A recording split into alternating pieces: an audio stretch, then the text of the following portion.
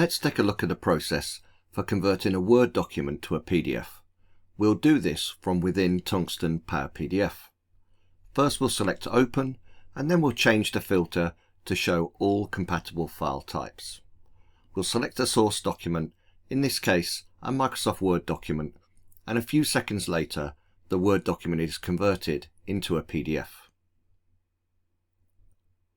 It's also possible to combine multiple source files into a single PDF. From the Home ribbon, we'll select Combine Files. Next, we'll click Add and then select multiple source files that we wish to combine.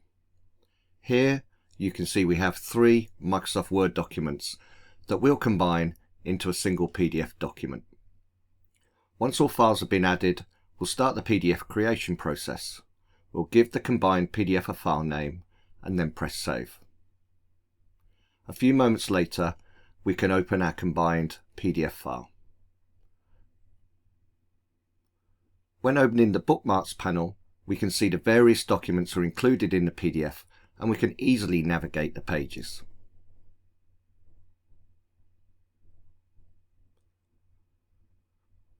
If you're interested in learning more about Power PDF and its capabilities, we offer both free to access online learning as well as a wealth of technical videos on the Tungsten Demo Center.